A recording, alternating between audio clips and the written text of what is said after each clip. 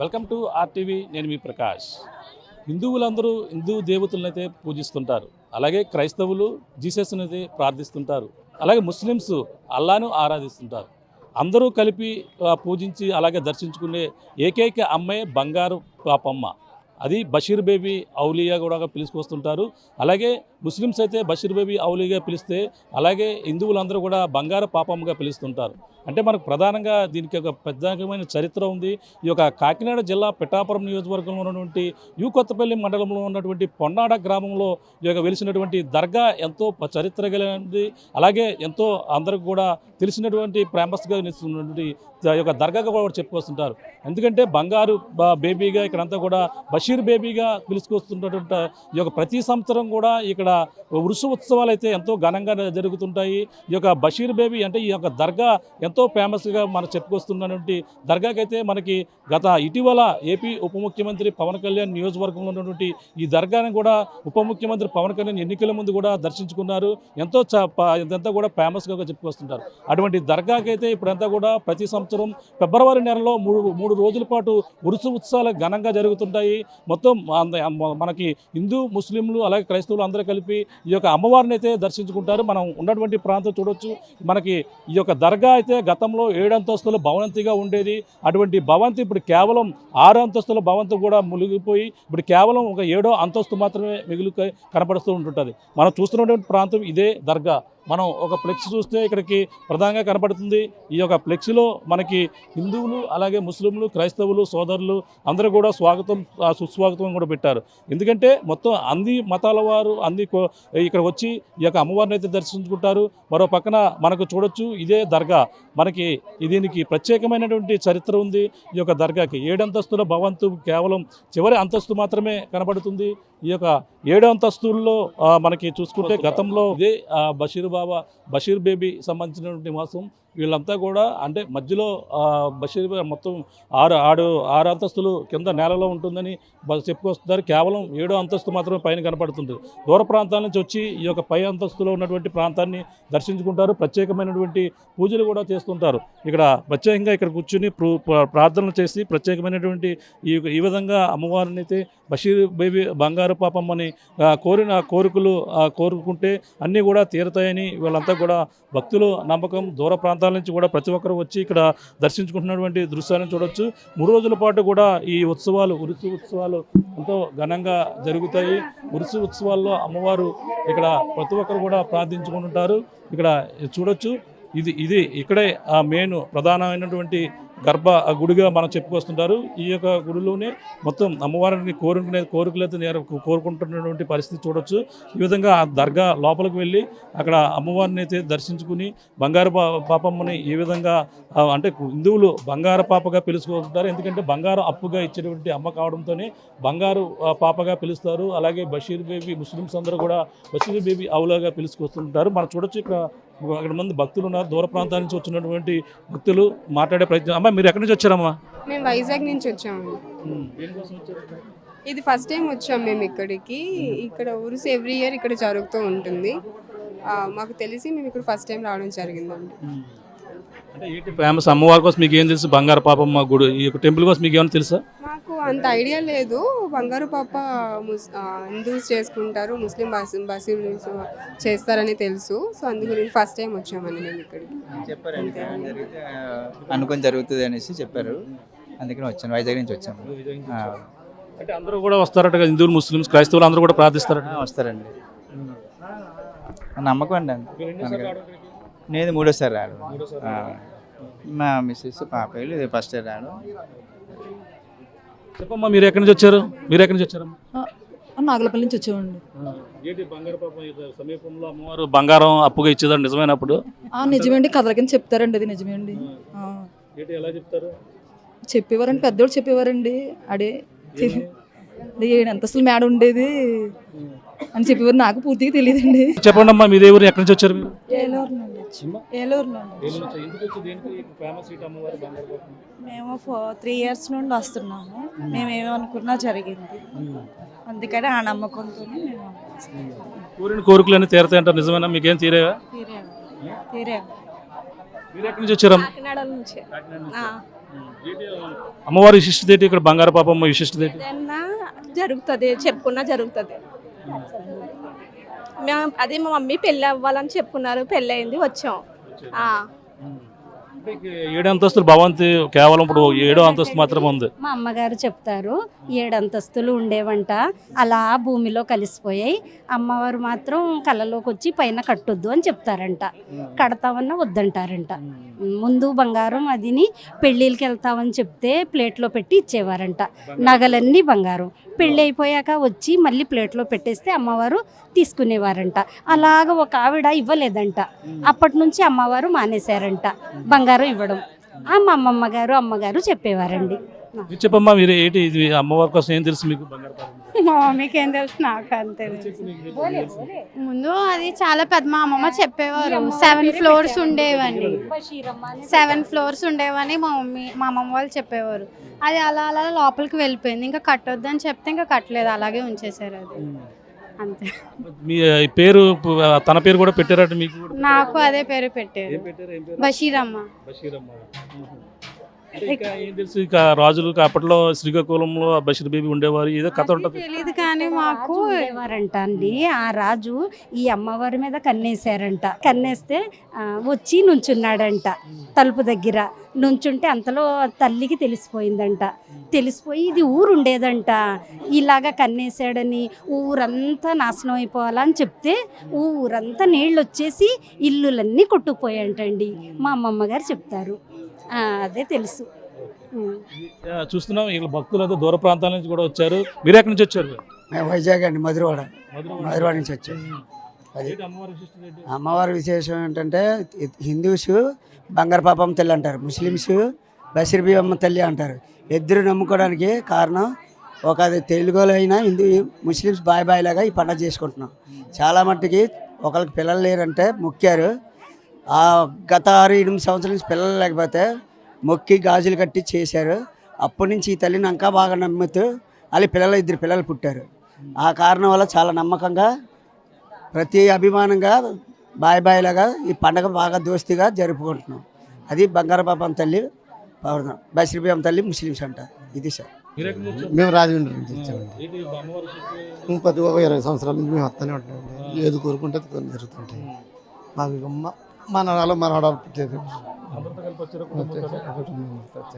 చూస్తున్నాం ఇది పరిస్థితి. దూర ప్రాంతాల నుంచి కూడా వచ్చి ఈ యొక్క అమ్మవారిని అయితే దర్శించుకుంటారు. మనం చూసాం అంటే పురాతనంగా మనకి ఎన్నో కథలు ఉన్నాయి. ఒక రాజు అయితే శ్రీకాకుళం తీసుకొచ్చి ఈ బషీర్ బేబీ అమ్మవారిని బంధించి తీసుకొచ్చి ఇక్కడ 7 అంతస్తుల భవంతిలో పెట్టినటువంటి పరిస్థితి ఉంది. ఈ నేపథ్యంలోనే మొత్తం ఇదంతా కూడా ఆయన ఏదైతే తను నిష్టగా ఉండి ఏదో తను మహిమగల శక్తిగా మారిన నేపథ్యంలోనే ఆయన ఈ రాజుని అయితే శపించిన నేపథ్యంలో మొత్తం ఈ యొక్క ప్రాంతం అంతా కూడా భూమిలో మునిగిపోయినటువంటి పరిస్థితి. 7 అంతస్తులు ఉండగా అందులో 6 అంతస్తుల వరకు కూడా మొత్తం భూమిలోకి వెళ్ళిపోయి తుఫాను వచ్చి ఈ యొక్క ప్రాంతం అంతా మునిగిపోయిన ఒక 7 అంతస్తు చివరి అంతస్తు మాత్రమే ఉంటున్నటువంటి పరిస్థితి ఉంది. ఇది బంగారు బషీర్ బేబీ ఔలియాగా పిలుచుకొస్తుంటారు. అలాగే బంగారు పాపమ్మగా కూడా హిందువులు పిలుచుకొస్తుంటారు. ఎందుకంటే బంగారం అప్పుగా ఇచ్చేటువంటి బంగారు తల్లిగా కూడా పిలుచుకొస్తారు. ఎందుకంటే ఎవరైనా చుట్టుపక్కల ప్రాంతాల్లో పెళ్ళిళ్ళు కావాల్సిన కుటుంబం వచ్చి ఇక్కడికి వచ్చి వివాహం కావాలి, ఆభరణాలు అప్పుగా ఇవ్వమంటే ఇచ్చి ఆభరణాలు మళ్ళీ తిరిగి అమ్మవారికి సమర్పించే పరిస్థితి ఉండేది. మనం ఒక ఆమె పట్టుకుని వెళ్ళి తిరిగి ఇవ్వకపోవడంతోనే మొత్తం ఈ విధంగా మళ్ళీ ఎవరికి కూడా ఇవ్వని పరిస్థితి ఉందని చెప్పుకొస్తుంటారు. ఈ విధంగా ఎంతో ఇక్కడ విశిష్టమైనటువంటి ఈ యొక్క దర్గాగా కూడా పిలిచిన నేపథ్యంలో దూర ప్రాంతాల నుంచి వచ్చి భక్తులు ఈ విధంగా ప్రతి సంవత్సరం ఫిబ్రవరిలో జరిగిన ఈ యొక్క ఉత్సవాలు ఉత్సవాలను అంతే ఘనంగా వీక్షించేందుకు దూర ప్రాంతాల నుంచి వచ్చి ఇక్కడ గుడారాలు కూడా ఏర్పాటు చేసుకుని ఇక్కడ ఈ యొక్క అమ్మవారిని దర్శించుకున్నటువంటి పరిస్థితి ప్రధానంగా ఉందని చెప్పాలి. ఈ పొన్నాడలో ఉన్నటువంటి ఈ బషీర్ బేబీ ఈ యొక్క మహాత్యం ఏదైతే ఉందో ఈ నేపథ్యంలోనే ప్రతి సంవత్సరం కూడా ఈ యొక్క అమ్మవారి ఉత్సవాలు అయితే ఇక్కడ ఘనంగా నిర్వహిస్తుంటారు. అలాగే ప్రధానంగా 3 రోజుల పాటు కూడా జరుగుతాయి. ఈ 3 రోజుల పాటు ఎక్కడెక్కడ ఉన్నటువంటి ముస్లిమ్స్ కావచ్చు, మొత్తం హిందువులు కావచ్చు, క్రైస్తవులు కూడా వచ్చి ఈ యొక్క బషీర్ బేబీ అంటే బంగారు పాపమ్మని అయితే పూజించి ప్రత్యేకంగా దర్శనం చేసుకుంటున్నటువంటి పరిస్థితి ఉంటుంది. ఈ యొక్క ఉత్సవాలు ఈ ఫిబ్రవరి నెలలోనే జరుగుతాయి. ఏ విధంగా జరుగుతాయి ఇక్కడ స్థానికులు ఉన్నారు, మాట్లాడే ప్రయత్నం చేస్తాం. చెప్పండి, ఈ యొక్క బషీర్ బేబీ బంగారు పాప ఉత్సవాలు ఇక్కడ ఏ విధంగా జరుగుతాయి, ఎక్కడెక్కడి నుంచి భక్తులు వస్తుంటారు ఎక్కువగా? ఈ ఉత్సవాలు ఈ సంవత్సరంతో 70వ సంవత్సరం నుంచి చేస్తున్నామండి. ఇది 7వ తారీఖు నుంచి మొదలయ్యి 9వ తారీఖు వరకు అవుతుంది. అంటే శుక్రవారం, శనివారం, ఆదివారం జరుగుతాయండి. ఆదివారం గంధం 2 గంటలకి మూలపేట గ్రామం నుంచి బయలుదేరి మన దర్గా దగ్గరికి రాత్రి 9 గంటలకు చేరుతుందండి. ఈ గంధం మా బొడిపల్లి వాస్తవ్యులు షేక్ తాజుద్దీన్ బాబా గారు ఇస్తారండి. గంధం ఖర్చు అంతా ఆయన పెట్టుకుంటారు. గంధం ఏదైతే ఖర్చులు ఉన్నాయో ఆ ఖర్చు అంతా ఆయన పెట్టుకొని, ఆ గంధం ఖర్చు అని పెట్టుకుని ఆయన ఇస్తారండి. ఆయన ఆధ్వర్యంలో, మా కమిటీ ఆధ్వర్యంలో ఈ గంధోత్సవం జరుగుతుందండి. అలాగే ఈ ఉత్సవాలకి గ్రామాల నుంచి, మా రాష్ట్రాల నుంచి కూడా తరలి వస్తుంటారండి భక్తులు. ఆ భక్తులు వచ్చి వాళ్ళ కోరికలు కోరుకుంటూ వెళ్తుంటారండి. ఆ మొక్కులు కోరుకున్నాక, మొక్కులు తీరాక కూడా మరలా వచ్చి వాళ్ళ మొక్కులు చెల్లించుకుంటూ వెళ్తూ ఉంటారండి. ఈ ఉత్సవాలకి మన స్థానిక నాయకులు, నాగలపల్లి రెడ్డి సోదరులు, అలాగే మన పోలీస్ స్టాఫ్ వారు, అలాగే మన వీడియో వారు, అలాగే మన ఎలక్ట్రికల్ డిపార్ట్మెంట్ వారు, తర్వాత వాటర్ వర్క్స్ వారు, ఎక్కడెక్కడ ఏ ప్రాంతాల నుంచి ఎక్కువగా భక్తులు వస్తుంటారు? అసలు ఏ మతాలకు చెందిన వాళ్ళు ఎక్కువగా ఇక్కడికి వస్తుంటారు? ఈ ఉత్సవాలకి హిందూ, ముస్లిం, క్రైస్తవులు అందరూ అన్ని మతాల వారు వస్తారండి. మతభేదం ఏమి లేదు. అందరూ వచ్చి ఈ ఉత్సవాల్లో పాల్గొని ఆ అమ్మవారి ఆశీస్సులు పొందుతూ ఉంటారు. మన చుట్టుపక్కల గ్రామాల నుంచి కాకుండా పై రాష్ట్రాల నుంచి కూడా వస్తూ ఉంటారండి. ఈ 3 రోజులు ఉత్సవాలు వచ్చి పాల్గొంటూ ఉంటారు. అంటే 3 రోజులు కూడా ఇక్కడికి వచ్చి ఇక్కడ గుడిసెలు కూడా, గుడారాలు వేసుకుని కూడా ఇక్కడ ఉంటుంటారా? ఉంటారు సార్. ఈ 3 రోజులు ఉన్నవాళ్ళు ఉంటారు సార్. పూజ చేసుకుని వెళ్ళిపోయిన వాళ్ళు వెళ్ళిపోతుంటారు. ఈ 3 రోజులు కూడా చాలామంది ఉంటారు సార్. ఈ 3 రోజులు ఉండి అమ్మవారి ఆశీర్వాదం తీసుకుని వెళ్తుంటారండి. అలాగే గంధోత్సవం మనకి రాత్రి 9 గంటలకి పూజ అయిపోద్దండి. పూజ అయిపోయిన తర్వాత గంధం అందరికీ పంచిపెట్టడం జరుగుతుందండి. ఆ గంధం ఇచ్చుకొని మళ్ళీ తిరిగి మరలా భక్తులు తరలిపోతుంటారండి. ఈ గంధం ఎక్కడి నుంచి? నర్సీపట్నం ఏరియా నుంచి వస్తుంది అంటారు. ఆ నర్సీపట్నం అంత దూరం నుంచి రావడానికి కారణం ఏంటి? ఆ గంధాన్ని మొత్తం ఊరంతా ఏ విధంగా ఊరేగిస్తారు? నర్సీపట్నం అంటే ఆయన ఆర్థిక సాయం చేస్తారండి. గంధానికి ఆర్థిక సాయం ఆయన మన కమిటీ మెంబర్స్కి బంధువు అండి.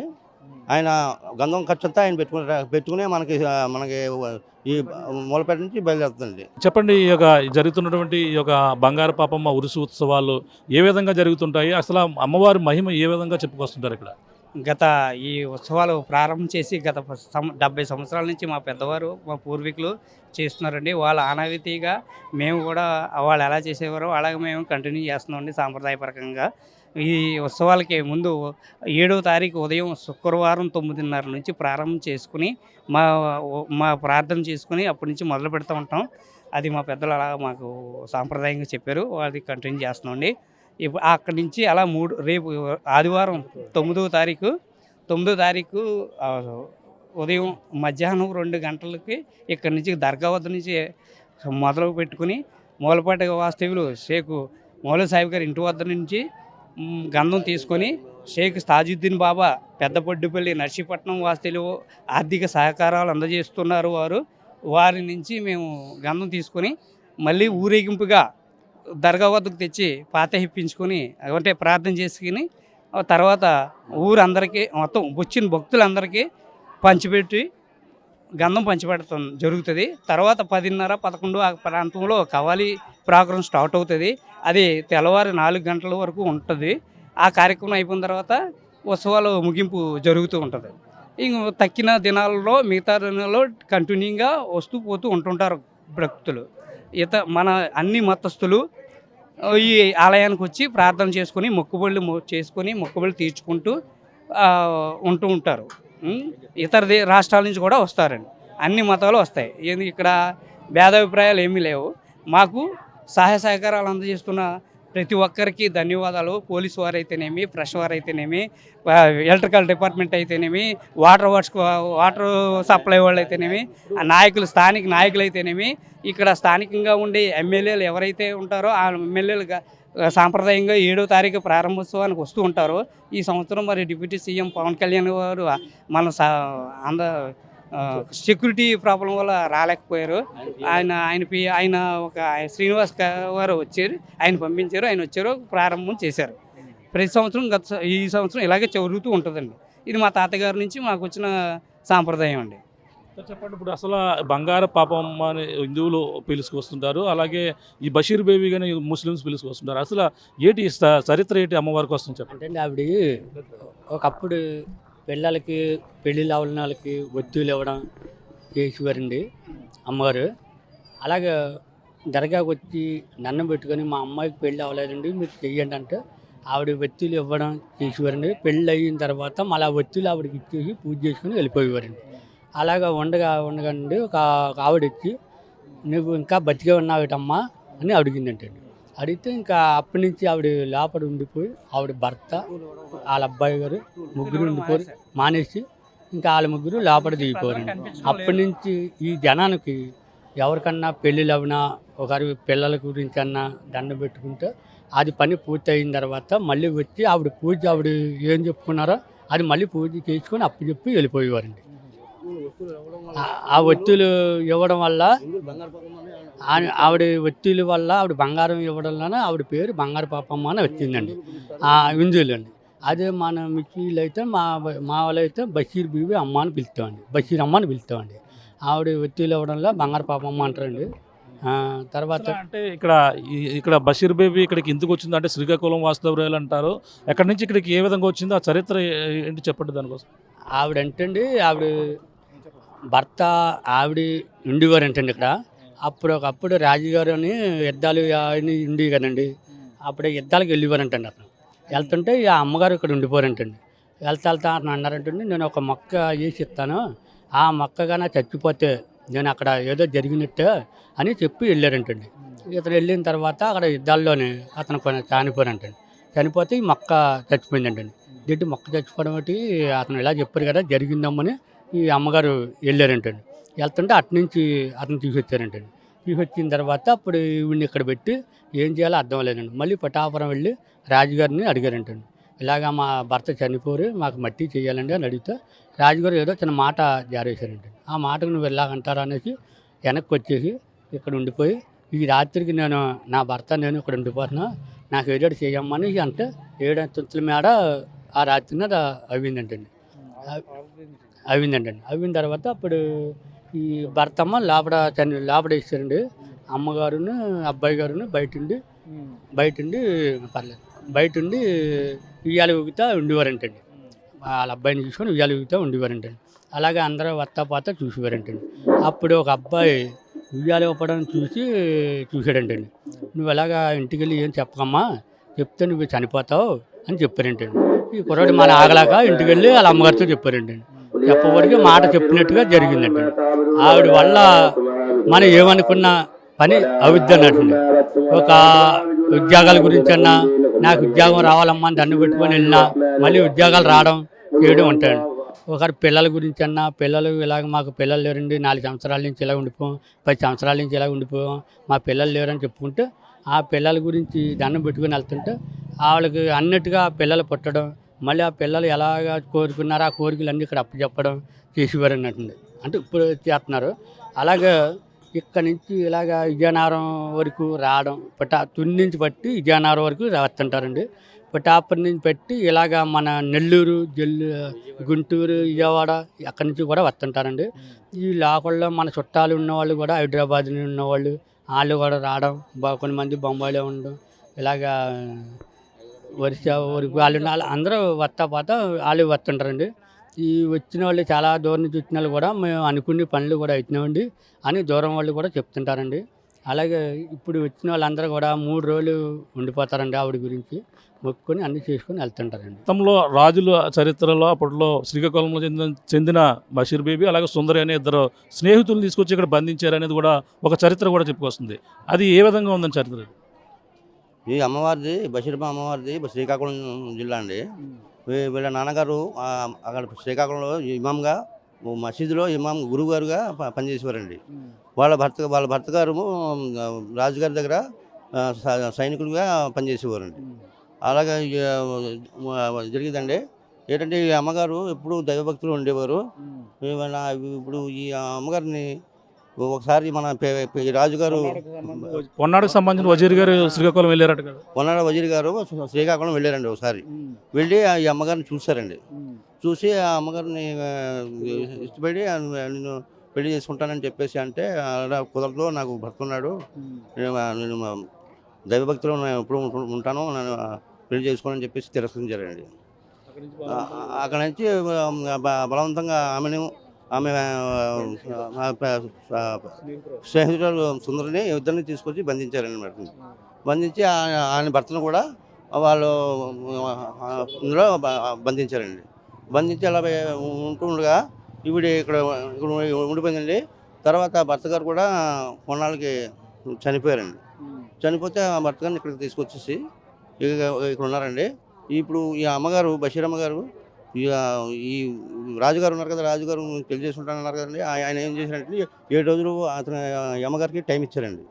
ఆ 7 రోజులు నువ్వు ఏదో చెప్పాలా, లేదంటే నేను ఏం చేయాలో అది చేస్తానని చెప్పేసి అంటే అప్పుడు అమ్మగారు అలాగే చూద్దాం, నేను కాదన్నాను కదా, నువ్వు చాలా ఇదిగా మాట్లాడుతున్నావు, దేవుడు చూసుకుంటాడు అని చెప్పేసి అమ్మగారు చెప్పారండి. అది అలాగా 7 రోజులు పూర్తయిపోయింది. 7వ రోజు వచ్చేసిందండి. ఆ రాజుగారు రావడానికి సిద్ధమైపోయారండి. అయిపోతే ఈ అమ్మగారు ఆ దేవుడిని ప్రార్థించి, నేను నిజమైన భక్తురాలను అయితే నన్ను దాని నుంచి కాపాడు అని చెప్పేసి అమ్మగారు ప్రార్థించారండి. ప్రార్థిస్తే అప్పుడు ఈ మన వజీర్ ఖాన్ గారి మొత్తం జనసైన్యం అంతా మొత్తం సముద్రం వచ్చి మొత్తం కొట్టుకుపోయిందండి. తుఫాన్ వచ్చి కొట్టిపోయింది. ఈ అమ్మగారికి 7 అంతస్తుల మేడ అలాగా దైవంతో కట్టబడారండి. అందులోనే ఈ అమ్మగారు ఆ భర్త తనకు ఒక అబ్బాయి ఉండేవారండి. అమ్మగారికి ముగ్గురు కలిసి ఈ దర్గాలోనే ప్రవేశించి అలాగే అప్పటి నుంచి ఉండిపోయారండి. 7 అంతస్తుల భవనం ఉండేది. 7 అంతస్తుల భవనం అంతా కూడా భూమిలోనే ఉంది. అప్పుడు మొత్తం అంతా దర్గా అంతా ఈ భవనం 7 అంతస్తులు అండి. ప్రస్తుతం ఉన్నది 1 అంతస్తు ఉంది.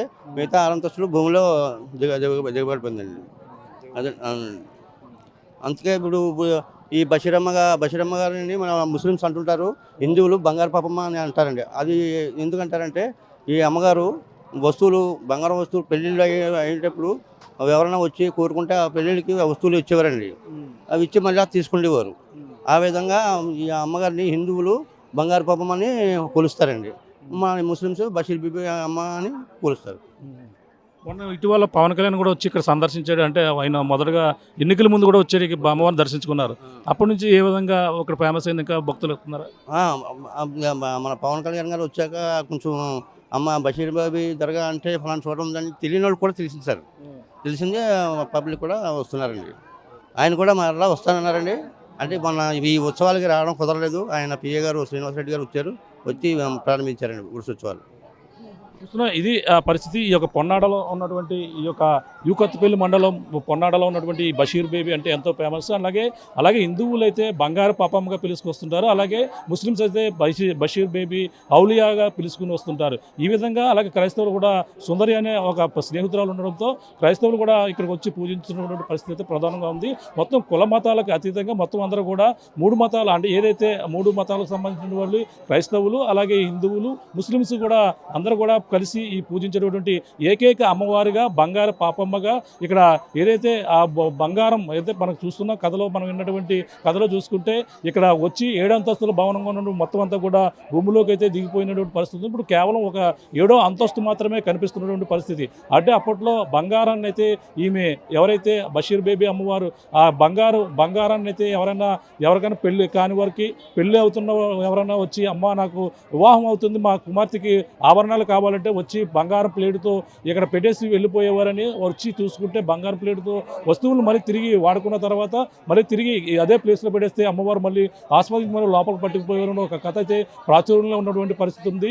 ఈ విధంగా ఈ యొక్క బషీర్ బేబీ అమ్మవారు ఎంతో అంత ఫేమస్ అయినటువంటి పరిస్థితి ఉంది. ఇటీవల ఎన్నికల ముందు కూడా ఏపీ ఉప ముఖ్యమంత్రి పవన్ కళ్యాణ్ తన నియోజకవర్గం పిఠాపురం ఉన్నటువంటి బషీర్ బేబీ అమ్మవారు కావడంతోనే ఇక్కడికి వచ్చి దర్శించుకున్నటువంటి పరిస్థితి అయితే ప్రధానంగా ఉంది. ఏదేమైనా ఈ యొక్క బషీర్ బేబీ బంగారు పాపమ్మ ఉరుసు ఉత్సవాలు ఘనంగా 3 రోజుల పాటు కూడా జరుగుతాయి.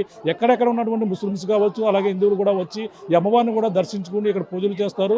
అంతేకాకుండా 3 రోజుల పాటు కూడా ఇక్కడే గుడారాలు కూడా ఏర్పాటు చేసుకుని ఈ యొక్క బంగారు పాపమ్మ ఉరుసు ఉత్సవాల్లో పాల్గొని చివరి రోజు జరిగే గంధోత్సవం వరకు కూడా ఉండి ఇక్కడ అమ్మవారిని పూజించినటువంటి పరిస్థితి ప్రధానంగా ఉందని చెప్పాలి. ఏది ఏమైనా ఈ యొక్క ప్రాంతంలో ఈ యొక్క పిఠాపురం నియోజకవర్గం ఉన్నటువంటి ఈ యొక్క బంగారు పాపమ్మ బషీర్ బేబీ ఉత్సవాలు అయితే ఎంతో ఘనంగా జరుగుతున్నటువంటి ప్రతి సంవత్సరం ఫిబ్రవరి నెలలో ఈ యొక్క ఉరుసు ఉత్సవాలు అయితే ఎంతో ఘనంగా జరుగుతున్నటువంటి పరిస్థితి ప్రధానంగా ఉందని చెప్పాలి. ఇది కూడా ఉన్న తాజా పరిస్థితి. కెమెరామెన్ సతీష్తో ప్రకాష్, RTV, పొన్నాడ నుంచి. మరిన్ని వీడియోస్ కోసం ఛానల్ ని సబ్స్క్రైబ్ చేయండి. లేటెస్ట్ అప్డేట్స్ కోసం వాట్సాప్ ఛానల్ ని ఫాలో అవ్వండి. ఆ లింక్ డిస్క్రిప్షన్ లో ఉంది.